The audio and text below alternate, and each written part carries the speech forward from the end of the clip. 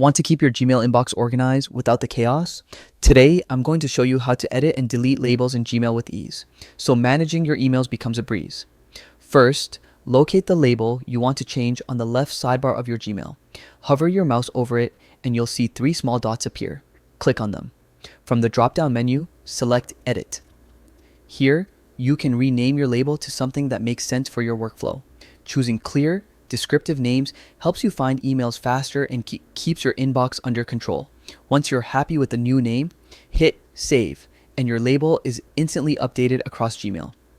But what if a label is no longer needed? Deleting it is just as simple. Hover over the label, again, click the three dots, and this time select Remove Label. Don't worry, removing a label won't delete the emails inside it. They'll stay safely in your inbox or their original folder. Editing and deleting labels is a small step that can make a big difference in how organized and productive you are with Gmail.